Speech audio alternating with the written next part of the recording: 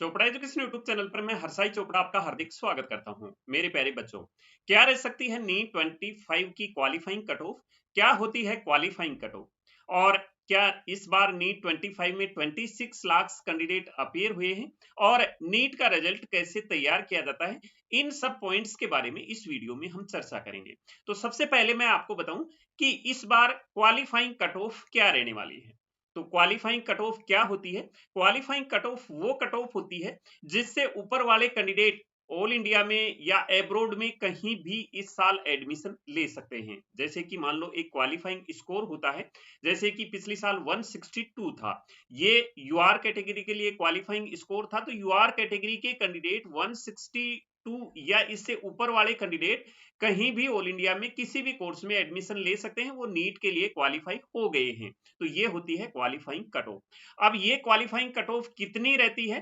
तो ये qualifying cut off UR category के लिए 50 परसेंटाइल रहती है और एससी एसटी ओबीसी के लिए 40 परसेंटाइल रहती है। यूआर ईडब्ल्यूएस के लिए 50 परसेंटाइल रहती है और एससी एसटी ओबीसी के लिए 40 परसेंटाइल रहती है ये। और यूआर पीडब्ल्यूडी के लिए ये 45 परसेंटाइल रहती है। अब ये परसेंटाइल क्या है? तो परसेंटाइल नीट का रिजल्ट तैयार करने के लिए परसेंटाइल सिस्टम यूज किया जाता है। इसमें नीट का रिजल्ट तैयार परसेंटाइल बेस पर ही किया जाता है। तो जो क्वालिफाइंग कट ऑफ है वो मेनली दो फैक्टर पर डिपेंड करती है। पहला, नंबर ऑफ कैंडिडेट कितने थे इस साल, और इस बार का difficulty level of question paper क्या था। तो ये दो फैक्टर पर ये क्वालिफाइंग कट ऑफ डिपेंड करती है। और जब रिजल्ट आता है उसके साथ ही ये क्वालिफाइंग कट ऑफ एनटीए द्वारा जारी कर दी जाती है रिजल्ट में। तो जो क्वालिफाइंग कट ऑफ रहती है उससे ऊपर वाले कैंडिडेट कहीं भी इंडिया में किसी भी कोर्स में एडमिशन ले सकते हैं। अभी परसेंटाइल कैसे निकाला जाता है? तो जो नीट का रिजल्ट है वो परसेंटाइल बेस पर ही तैयार किया जाता है। परसेंटाइल इस प्रकार से निकाला जाता है, वो मैं आपको यहाँ सिस्टम बता देता हूं। तो सबसे पहले परसेंटाइल कैसे निकालते हैं? तो परसेंटाइल के लिए एक मेरिट तैयार कर ली जाती है, यानी कि टॉप से लोवेस्ट के क्रम में एक मेरिट तैयार कर ली जाती है। जैसे जिस कैंडिडेट के सबसे पहले 720 नंबर आएंगे उससे टॉप में एक नंबर पर रखा जाएगा। फिर जिसके इससे डाउन नंबर आएंगे, मान लो 710 वाला 2 नंबर पर है, इसके बाद में 705 वाला 3 नंबर पर है, तो इस प्रकार से एक इसके बाद में 610 वाला। तो इस प्रकार से मैं आपको एग्जांपल दे रहा हूं। एक लिस्ट तैयार कर ली जाती है, जो आपका स्कोर आता है नीट में, जो स्कोर आता है उसके अकॉर्डिंग एक लिस्ट तैयार कर ली जाती है टॉप के लोवेस्ट के क्रम में। अब इस लिस्ट से परसेंटाइल निकाला जाता है और परसेंटाइल का फॉर्मूला ये है कि 100 मल्टीप्लाई कर देते हैं कि आपकी कौन सी पोजीशन है उससे आपसे नीचे कितने स्टूडेंट हैं, आपकी पोजीशन से नीचे कितने स्टूडेंट हैं उसको 100 से मल्टीप्लाई कर दिया जाता है और इसके बाद में जितने कैंडिडेट अपेयर हुए हैं उनसे डिवाइड कर दिया जाता है। यहाँ एग्जाम्पल के तौर पर मैं आपको बता दूं कि मान लो, एग्जाम्पल के तौर पर मैं यहाँ पर बता दूं, एग्जाम्पल है ये कि मान लो आपके मार्क्स आ गए 550, आपके मार्क्स आ गए 550। तो 550 यहाँ पर 30,000 नंबर पर है, यहाँ पर 30,000 नंबर पर है ये मान लेते हैं एक बार। तो इसका हम परसेंटाइल निकालेंगे। तो आपसे ऊपर जो कितने कैंडिडेट हैं, आपसे ऊपर 29,999 कैंडिडेट हैं और आपसे नीचे कैंडिडेट कितने हैं? तो मान लो इस एग्जाम में 25 लाख, ऐसा मान रहे हैं हम, 25 लाख स्टूडेंट अपेयर हुए हैं, ऐसा मान के चले हैं हम। मानने के लिए आप मान लो कि 25 लाख स्टूडेंट हैं। अब आपसे नीचे कितने स्टूडेंट हैं? आपकी जो पोजीशन है वो 30,000 पे है, तो आपसे नीचे स्टूडेंट हैं वो हैं 24,70,000, 24,70,000 स्टूडेंट आपसे नीचे हैं। तो आपकी परसेंटाइल क्या होगी? इसके लिए 100 से मल्टीप्लाई करेंगे इनटू आपसे नीचे कितने कैंडिडेट हैं। इसका मतलब ये है number of candidate appeared in the examination with raw score less than the candidate, मतलब आपसे नीचे कितने कैंडिडेट हैं। तो आपसे नीचे कैंडिडेट यहां हम देख लेते हैं कि आपसे नीचे 24,70,000 कैंडिडेट हैं। ये हम आइडिया मान रहे हैं यहाँ कि 24 लाख 70,000 कैंडिडेट हैं आपसे नीचे, और टोटल कितने कैंडिडेट अपेयर हुए थे, ये मान लेते हैं हम 25 लाख कैंडिडेट अपेयर हुए हैं यहाँ पर। तो ये आपका परसेंटाइल का फार्मूला लग गया, और इसमें आपका जो परसेंटाइल आएगा 98 पॉइंट जितना भी, ये 6 डिजिट तक हम लेते हैं यहाँ पर, तो ये आपकी परसेंटाइल निकल जाती है, और इसी पर रिजल्ट तैयार होता है, इसी पर ऑल इंडिया रैंक तैयार की जाती है, इसी परसेंटाइल पर।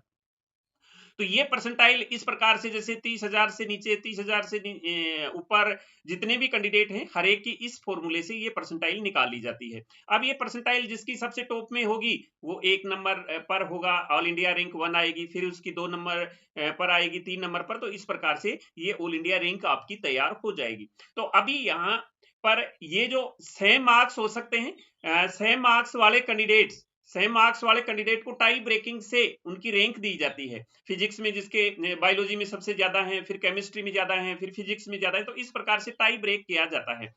अब ये जो परसेंटाइल सिस्टम तैयार क्यों किया जाता है, इसी से रैंक, ऑल इंडिया रैंक तैयार क्यों नहीं की जाती, टॉप से लोएस्ट के क्रम में ही ऑल इंडिया रैंक तैयार क्यों नहीं की जाती, तो वो इसलिए की जाती है क्योंकि टाई ब्रेकिंग के लिए परसेंटाइल यूज करना पड़ता है। जैसे फिजिक्स में जिस कैंडिडेट के ज्यादा सही हुए हैं, बायोलॉजी में ज्यादा सही हुए हैं, कितने कैंडिडेट हैं, ज्यादा सही वाले कितने कैंडिडेट हैं, तो ये परसेंटाइल सारे सब्जेक्ट के अलग अलग निकाली जाती है, और फिर टोटल परसेंटाइल निकाली जाती है इसमें।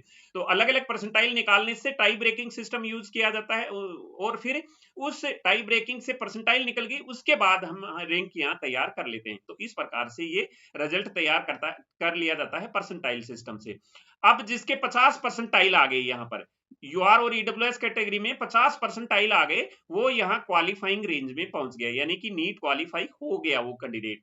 SC ST OBC में 40 परसेंटाइल आ गए, वो कैंडिडेट यहाँ पर नीट क्वालिफाई हो गया। यूआर ईडब्ल्यूएस में 45 आ गए, तो वो कैंडिडेट नीट क्वालिफाई हो गया।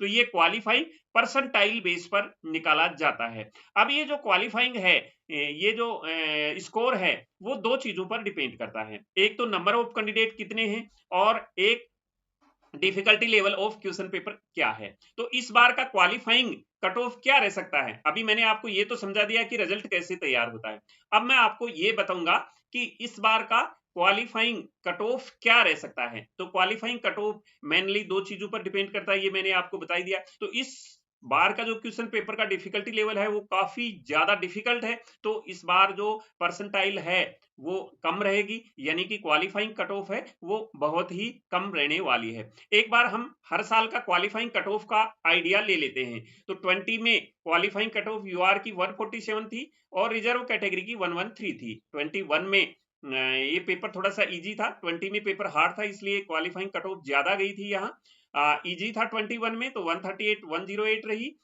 जहां कट ऑफ 595 थी। 22 में भी कट ऑफ 595 थी, लेकिन वहां 117 और 93 कट ऑफ रही थी, क्योंकि क्वालिफाइंग कट ऑफ रही थी, क्योंकि इसमें सब्जेक्ट वाइज भी इसमें परसेंटाइल के लिए डिपेंड करता है। यहाँ इसकी वजह से 23 में 137 थी, और 107 रिजर्व कैटेगरी के लिए थी, जहां कट ऑफ 610 थी। लेकिन 24 में कट ऑफ काफी हाई चली गई थी, इसलिए क्वालिफाइंग कट ऑफ भी यहाँ ज्यादा रही थी। तो कट ऑफ ज्यादा, यानी कि 162 रही थी, 127 रिजर्व कैटेगरी के लिए रही थी, जहां 652 कट ऑफ रही थी। अब एक बार रजिस्टर्ड कैंडिडेट का डाटा भी हम देख लेते हैं। यहाँ 20 में 15,97,000 थे, अपेड 13,66,000 थे। 21 में 16 लाख थे, अपेड 15,44,000 थे।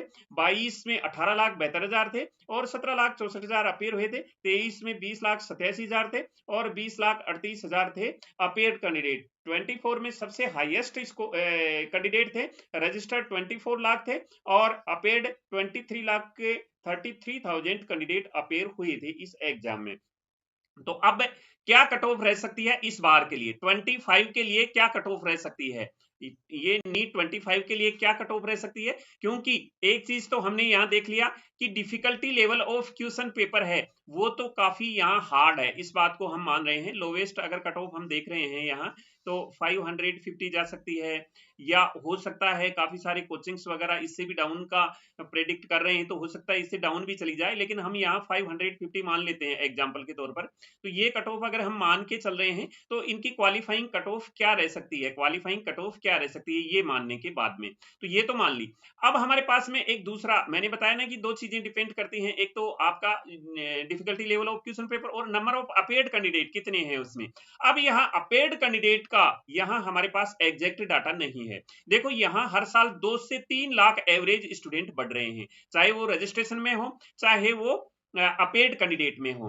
तो जिस प्रकार से देखा गया पिछले साल 3 लाख कैंडिडेट बढ़े थे, इस बार ये कैंडिडेट अभी जो न्यूज में जिस प्रकार से मीडिया में आया था कि 20 लाख कैंडिडेट ने रजिस्ट्रेशन किया है, तो वो एक ऑथेंटिक न्यूज नहीं थी, एनटीए के द्वारा ऐसा कहीं दिया गया नहीं था, तो हम उसको ऑथेंटिक नहीं मान सकते कि 23 लाख कैंडिडेट ही होंगे। हो सकता है हो, कहीं किसी से सूचना मिल गई होंगी, लेकिन ये जब हम डाटा देख रहे हैं हर साल का, इसमें 2 से 3 लाख का इंक्रीमेंट हो रहा है स्टूडेंट का।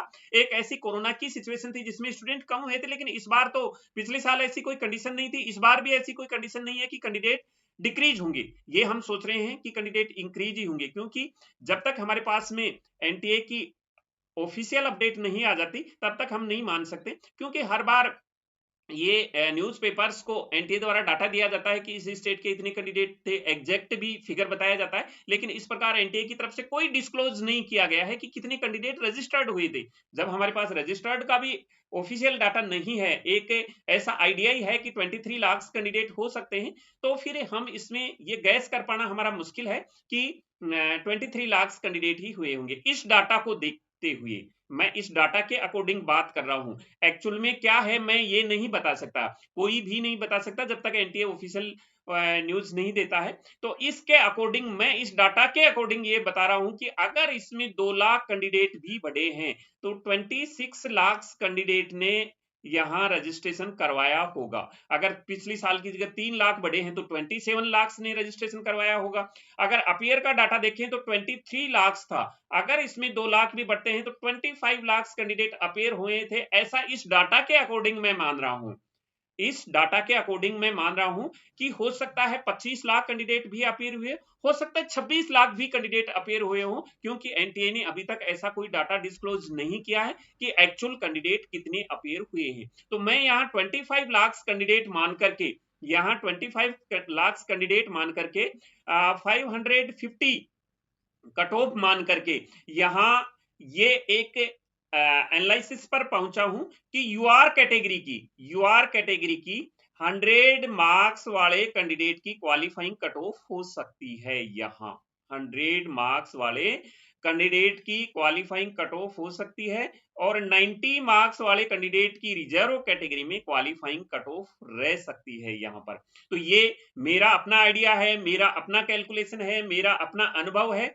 अगर इसमें आपको थोड़ा सा भी ऐसा लगता है कि मैं बिल्कुल गलत हूं, तो मैं आपसे माफी पहले ही चाहता हूं कि आप हमें माफ कर दीजिए, क्योंकि ये मेरे अनुभव के अकॉर्डिंग है, मेरे कैलकुलेशन के अकॉर्डिंग है।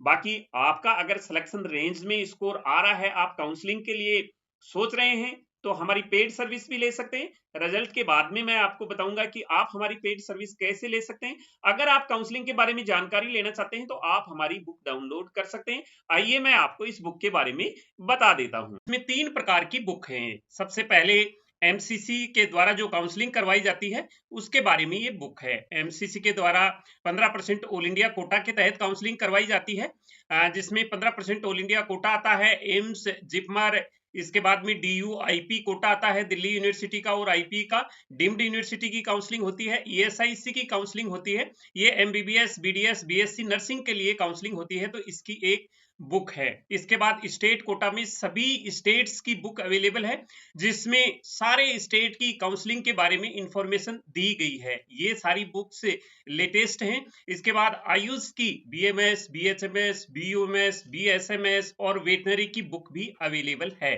तो इनको आप इस लिंक से आप डाउनलोड कर सकते हैं इन बुक्स को, और काउंसलिंग में हेल्प ले सकते हैं, और इन बुक्स की हेल्प से आप अपना ड्रीम कॉलेज पा सकते हैं। अगर आपका स्कोर उस कॉलेज के अकॉर्डिंग है, तो आप चेक कर सकते हैं आपके रैंक पर कौन सी कॉलेज मिल जाएगी। अब इस ऑल इंडिया कोटा की जो एमसीसी की बुक है उसमें फैसिलिटी क्या क्या है वो मैं आपको यहाँ बता देता हूँ। इसमें ऑल इंडिया कोटा की काउंसलिंग के बारे में बताया गया है, ओपन कोटा की काउंसलिंग के बारे में बताया गया है, बीएससी नर्सिंग की काउंसलिंग के बारे में समझाया गया है। इसमें एम्स, जिपमर, एएफएमसी के बारे में भी समझाया गया है और डीयूआईपी कोटा के बारे में डिटेल में दिया गया है। सेंट्रल यूनिवर्सिटी जो बीएचयू, एएमयू, डीयू हैं इनके बारे में समझाया गया है। ईएसआईसी के बारे में पूरी जानकारी है, डिम्ड के बारे में पूरी जानकारी है और सेंट्रल पूल कोटा के बारे में भी पूरी जानकारी है। इनमें क्या चीजें अवेलेबल हैं? एक तो चॉइस लिस्ट दी गई है 2025 की काउंसलिंग के लिए, यानी कि आप जो कॉलेज देखना चाह रहे हैं आपको कैसे चॉइस फिल करनी है वो चॉइस फिल यहाँ दी गई है, उसके अकॉर्डिंग आप चॉइस लिस्ट तैयार कर सकते हैं और एक अच्छा कॉलेज ले सकते हैं। स्टेट वाइज बॉन्ड की दिया गया है इसमें details, round wise, category wise, college wise 4 साल की कट ऑफ दी गई है, जिससे आप आइडिया लगा सकते हैं कि आपको कौन से कॉलेज कौन से स्टेट में कितने नंबर पर कितने रैंक पर मिल जाएगा यहाँ पर।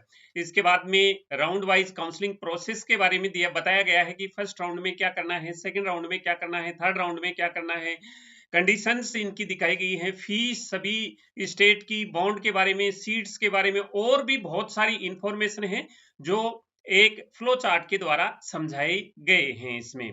तो ये इसमें अवेलेबल है। इसमें अब चॉइस लिस्ट किस प्रकार से दी गई है, इसमें प्रायोरिटी नंबर दिया गया है, 1 नंबर पर ये कॉलेज फिल करना है, 2 नंबर पर ये, 3 नंबर पर ये, इसके साथ स्टेट, स्टेब्लिश ईयर, फीस क्या है उसकी, किन किन बातों का ध्यान रखना है चॉइस फिलिंग के दौरान, सीट कौन कौन से कॉलेज में कितनी सीटें हैं कैटेगरी वाइज, इसके बाद में इसमें round wise cut of the गई है, कौन से स्टेट में कौन सा कॉलेज कौन से स्टेब्लिश ईयर में स्टेब्लिश हुआ है, फीस कितनी है, फर्स्ट राउंड में उसकी कट ऑफ क्या थी, सेकंड राउंड में कट ऑफ क्या थी, थर्ड राउंड में स्टे स्पेशल स्टे में क्या कट ऑफ थी, ये 4 साल की कट ऑफ दी गई है और category wise cut of the गई है। इसमें एम्स, जिपमर इन सब के बारे में अलग अलग समझाया गया है। डिम्ड का फीस स्ट्रक्चर दिया गया है हर एक डिम्ड के बारे में और कट ऑफ भी राउंड वाइज डिम्ड के बारे में भी दी गई है। 2024 की cut off central pool quota के लिए भी दी गई है। यहाँ सेंट्रल पूल कोटा में कौन सी प्रायोरिटी में, डिफेंस में है या फिर पैरामिलिट्री फोर्स में, सेंट्रल पूल कोटा के बारे में भी समझाया गया है। काउंसलिंग प्रोसेस के बारे में समझाया है, फर्स्ट राउंड में क्या करना है, सेकंड राउंड में क्या करना है। ऐसे ही स्टेट कोटा की बुक में ये सारी फैसिलिटी अवेलेबल है। एमबीबीएस, बीडीएस के लिए इसमें सभी स्टेट की इंफॉर्मेशन दी गई है स्टेट वाइज। जैसे कि एक स्टेट का एग्जांपल ले लेते हैं राजस्थान का, तो उसकी कट ऑफ दी गई है, सारे स्टेट्स की सीट मैट्रिक्स दी गई है। इसके बाद में उसमें आप एडमिशन कैसे ले सकते हैं, क्योंकि अलग अलग स्टेट का अलग अलग काउंसलिंग प्रोसीजर है वो समझाया है, डॉक्यूमेंट्स क्या क्या रिक्वायरमेंट है वो यहाँ पर समझाया गया है। और इसमें 3 साल की प्रीवियस ईयर की कट ऑफ भी दी गई है, जिससे आप आइडिया लगा सकते हैं कि आपको कौन सा कॉलेज मिल सकता है। इस प्रकार से एडमिशन प्रोसेस, फीस कितनी आपको देनी पड़ेगी, ये सारा का सारा स्टेट की बुक में समझाया गया है। इसके बाद स्टेट में आपको चॉइस फिल कैसे करनी है, कौन सी कॉलेज को पहले फिल करना है, कौन सी कॉलेज को बाद में फिल करना है, ये सब कुछ इसमें समझाया गया है। इसी प्रकार से तीसरी बुक आयुष और वेटनरी काउंसलिंग के लिए है, जिसमें बीएमएस, बीयूएमएस, बीएचएमएस, बीएसएमएस के लिए ये सारी की सारी इंफॉर्मेशन दी गई है। और वेटनरी के लिए इसी बुक में ये इंफॉर्मेशन दी गई है, कितने कॉलेज हैं, ये कितनी कट ऑफ पर प्रीवियस ईयर की 3-4 साल की कट ऑफ दी गई है। तो ये सारा का सारा जो फैसिलिटी हमने ऑल इंडिया की स्टेट की बुक में दे रखी है, ऐसे ही आयुष और वेटनरी की बुक में भी ये सारी फैसिलिटी दे रखी है। Last cut off, round wise cut off, category wise cut off, ये सारा का सारा इसमें दिया गया है इसमें। अब इसको आपने डाउनलोड कैसे करना है, तो आप ये वीडियो देख रहे हैं, इस चैनल पर आपने मोर पर क्लिक करना है। मोर पर जैसे ही क्लिक करेंगे आप डिस्क्रिप्शन बॉक्स में आ जाएंगे। इसमें यहाँ लिंक दिया गया है अलग अलग, जैसे all India quota, AIIMS, JIPMER जो एमसीसी की बुक है उसके लिए ये AIQ25 ये लिंक दिया गया है, स्टेट कोटा की बुक के लिए ये लिंक दिया गया है, और आयुष और वेटनरी की बुक के लिए ये लिंक यहाँ पर दिए गए हैं। अगर आपको ऑल इंडिया कोटा की बुक यानी एमसीसी की बुक डाउनलोड करनी है तो इस लिंक पर आपने टिक करना है। तो जैसे ही टिक करेंगे आप डाउनलोड पेज पर पहुंच जाएंगे। ऐसे ही अगर स्टेट की बुक को आपने डाउनलोड करना है तो इस लिंक पर क्लिक करना है, आयुष वेटनरी की करना है तो इस लिंक पर क्लिक करना है। तो ये लिंक दिए गए हैं, यहाँ से आप डाउनलोड कर सकते हैं, या फिर आप हमारी इस वेबसाइट chopraeducation.in से भी आप इस बुक को डाउनलोड कर सकते हैं। जैसे ही आप इस वेबसाइट पर विजिट करेंगे, या राइट साइड में आप जिस भी बुक को डाउनलोड करना चाहते हैं for book download click here पर क्लिक करके आप डाउनलोड कर सकते हैं। तो ये बुक मैं सोचता हूँ आपके लिए काफी हेल्पफुल रहेगी। तो काउंसलिंग के टाइम में हम आपको टाइम टू टाइम इन्फॉर्म करते रहेंगे। अगर आप हमारे पेड काउंसलिंग लेना चाहते हैं तो हमसे संपर्क कर सकते हैं। आप जैसे ही बुक डाउनलोड करेंगे, आप बुक डाउनलोड करते समय जो मोबाइल नंबर देंगे उस मोबाइल नंबर पर हम आपसे संपर्क कर लेंगे। तो मिलेंगे नई अपडेट के साथ, नए वीडियो में आपसे फिर से मुलाकात होगी। तब तक मैं हरसाई चोपड़ा आपसे लेता हूं विदा। जय हिंद।